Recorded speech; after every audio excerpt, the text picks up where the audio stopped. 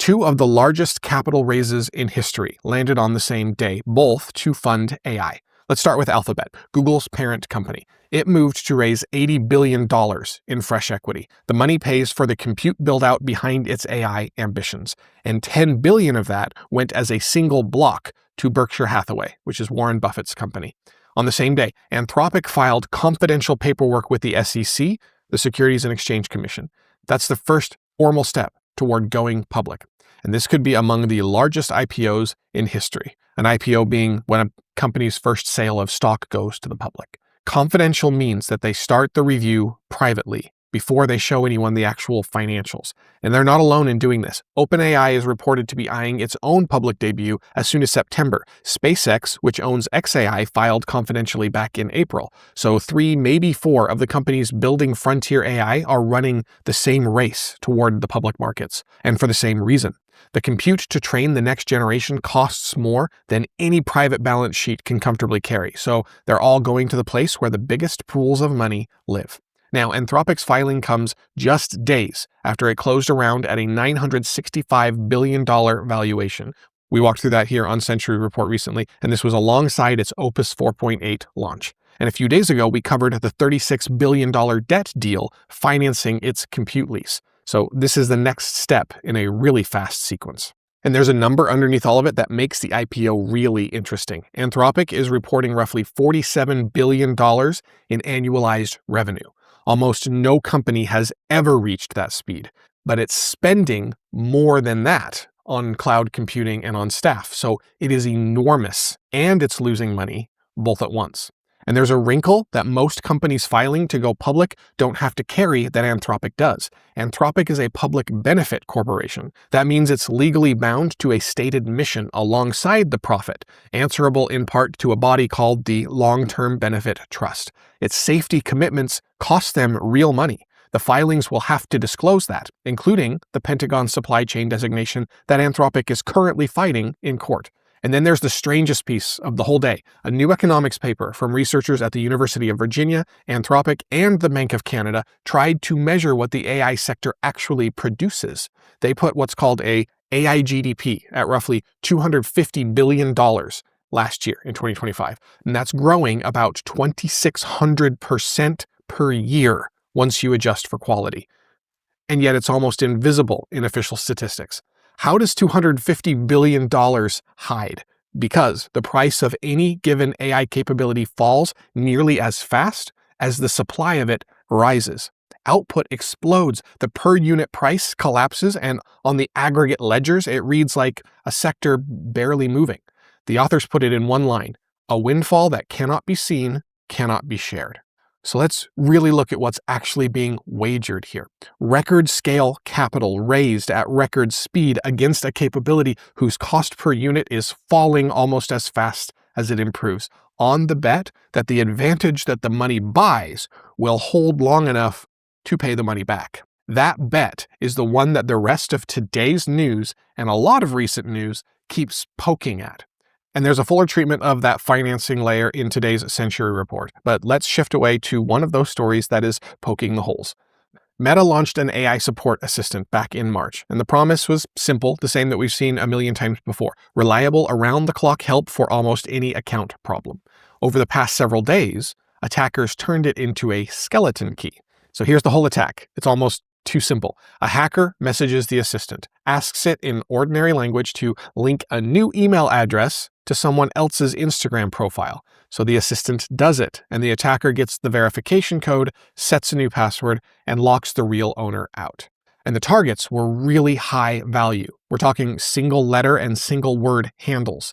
2 of those alone carry a gray market price north of $1 million. One example of one that was hacked was the Obama White House account, and it briefly posted Iranian propaganda while it was hacked. Also, the Instagram of a U.S. Space Force Chief Master Sergeant, the beauty retailer Sephora as well. Meta says the hole is patched now and that the accounts are being secured. Now, security people have a name for this particular type of attack. They call it a confused deputy. A program holding a powerful permission gets talked into using them on behalf of someone who has no right to ask. That flaw is actually decades old, not new with AI. What is new is who the deputy actually is. So a normal account recovery system is a deterministic program, like fixed rules, hard conditions. To break it, an attacker has to defeat it with code. Meta's assistant is a language model, a system that responds to words into conversation and that can be nudged and persuaded the way that a person can. The permission to change account data sat behind a conversation, and that conversation is what turned out to be the soft, compromisable seam. It's the same reason why social engineering works on people who are under attack. Now, I want to be really careful about how this lands because it's easy to say that the AI did a bad thing. But no, it didn't. It carried no malice. It was doing exactly what it was built to do: resolve account problems helpfully. Helpfulness with no independent check behind it became the vulnerability. This is the vulnerability that security researchers have flagged many times, including, as covered here on the Century Report, a week ago, when attacks were shifting from code tricks toward plain conversation that exploits a model's warmth. And here it is, landed against a live agent holding real keys. Now, the fix is already half built. Every account protected by multi-factor authentication, even the weakest text message code, can defeat this attack completely. Researchers have written down the minimum a safer system needs. Confirm any account change through a separate channel that the attacker can't touch. Rate limit AI-initiated resets. Log every action and watch for anomalies. And put one hard gate that the model cannot talk its way past. Each one of these is buildable, and most already exist for non-AI flows. So here's the lesson that I think we need to carry from this. An AI given real credentials needs the same custody and approval scaffolding that the rest of serious computing has already spent decades building. The breach is the invoice for that particular lesson. All right, let's shift away to another story, this one on geopolitics. A New York Times analysis of 6 years of Chinese procurement records shows something really blunt. China's military, the People's Liberation Army, openly tried to buy export-restricted American chips, not through back channels, but in public purchasing paperwork, year after year. So what this confirms is critical. The whole U.S. export control regime runs on a single premise: hold the most capable chips at a single gate, and you deny a rival the compute to build frontier AI. Those of you who watched yesterday's episode will say this is familiar. The demand on the other side of the gate has been an assumption. This record makes it documentary, sustained, overt, and written down. And it lands just days after that development that we covered here on the Century Report just yesterday, the Commerce Department closing a year-long enforcement loophole that had let frontier Nvidia chips flow to Chinese subsidiaries abroad. Now, I won't rerun that. You can always just go watch yesterday's episode. But you put these two together, and you get a single choke point that is being pressed from both ends. A loophole leaking chips out one side, and 6 years of receipts showing that the appetite to do so was always there. The procurement record reveals something even sharper, too. Export controls assume withholding the silicon holds the advantage in place. But the Chinese side response isn't always to just sneak around that, but to rebuild it. Huawei has publicly named a path to 1.4 nanometer chip manufacturing by 2031, one that roots around the Western lithography the controls were designed to deny. And its Ascend processors already reach about 3/4 of a top Nvidia's chip inference performance using older manufacturing. So read the 6 years of paperwork as a map. It shows exactly which capabilities China wants the most, which means it shows exactly what homegrown fabrication will build first. The gate doesn't deny the capability so much as market. It flags what is worth the cost of routing around. A control regime that documents the demand this precisely ends up writing the shopping list for its own replacement down the road. All right, let's shift away to another story, one that talks about what you've probably just absorbed as true, even though the reality is quite a bit more nuanced. AI is eating the entry-level white-collar job, and that's why new graduates can't get a foothold. You've heard some version of that argument, I'm sure, many times. But new research from the Federal Reserve Bank of New York really looked at the data, and it actually points somewhere else. The Fed economists found that the post-pandemic squeeze on young graduates actually tracks the spread of remote work, not exposure to AI. And let's look at the numbers to make sure we really verify this. Unemployment among college graduates under 29 rose 20% between the 2017 to 2019 window and the 2022 to 2024 window. But for older graduates, it actually fell slightly, and remote work explained nearly 2/3 of that gap. The reason why is mentorship. The researchers measured how much feedback software engineers, as an example, actually get when they're in the office. Engineers, it turns out, sitting near colleagues received about 20% more feedback than the ones working remotely. And that gap widened sharply after the pandemic, and it hit the youngest, greenest workers the hardest. And they could actually watch this happening inside one Fortune 500 tech company. As the firm went remote, it shifted away from hiring new graduates and toward people roughly a decade older, folks who needed less day-to-day training. And then the company imposed an aggressive return to office policy, and it started hiring new graduates again. So a working paper from the London School of Economics found the same thing across the US, the UK, Canada, and Australia. Now, I want to be really careful. I'm not saying it's not AI at all. Of course, we've covered right here on the Century Report many cuts that have been explicitly attributed to AI. And one of the authors, Harrington, is explicit that this could change more over the next few years. AI exposure will not stay neutral forever. We have covered real AI-attributed cuts on this show. The claim here is narrow. It's about what is driving this particular pain right now. And the remedy depends on the diagnosis being accurate. The cost to a graduate who starts out in a slack job market, that is real and could be very lasting. If the cause is a mentorship gap, then the levers are things that companies already hold. Return to office cadence if that's absolutely necessary, or maybe hybrid built around feedback instead of desks, or maybe just being really deliberate about your mentoring in a remote work environment. But naming the wrong cause not only sends a whole generation's institutions reaching for the wrong lever, but it also villainizes the wrong target, one that could actually be greatly advantageous for those very same people that are being told the false villain is to blame. There's a lot at the stake of getting this particular one right.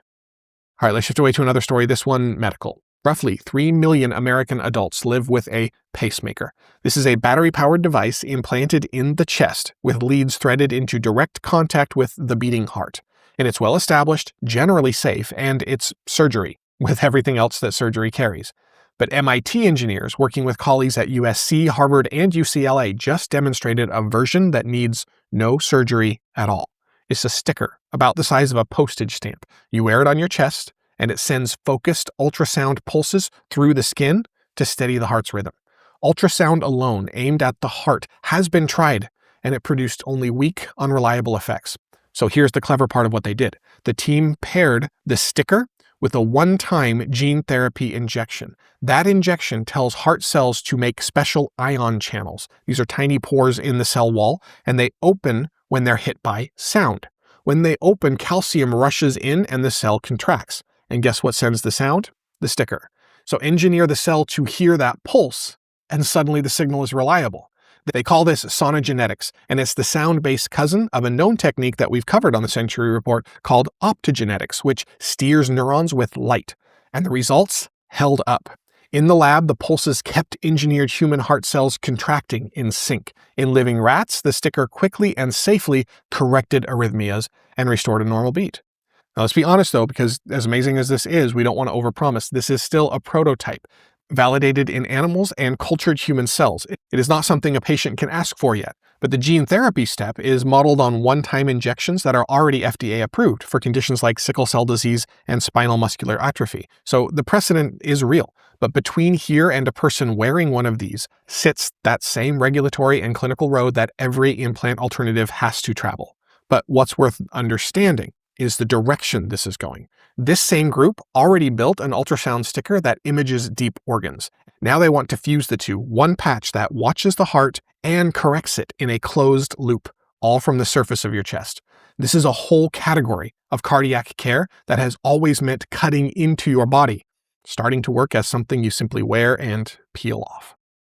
All right, let's bring everything to a close here. If you look back across the day, you'll notice the money and the medicine are pointing in different directions. The capital story and the chip story are the same wager, wearing two outfits.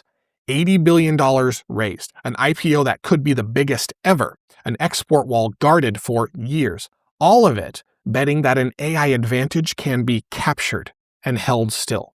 But the evidence underneath keeps thinning that bet. The price of a capability falls as fast as the capability improves. The chips continue to get copied. The architectures continue to get rebuilt by whoever wants them badly enough. So anyone trying to hold an edge by spending the most or guarding the gate hardest is standing on moving ground. But notice where that same force lands when it isn't being fought. It lands on a postage stamp on someone's chest doing what used to take a surgeon. It lands on the diagnosis that tells a company that the fix for a stalled graduate is a mentor, not a hasty verdict about potentially the greatest technological leap forward in human history. It lands on the simple fact that a missing second factor, a text message code, was enough to stop a break-in cold. The thing the capital is racing to fence in is the same thing that is leaking, falling in price, and showing up in more and more hands. Framed that way, there is little that is bad news in today's stories. For the heart patient who might one day skip the operating room, for those of us standing to benefit from AI companies continuing to aggressively produce intelligence at ever cheaper rates, thus handing out keys to their own vaults, and for the benefit of all, for those people, the future is bright. We'll see you tomorrow.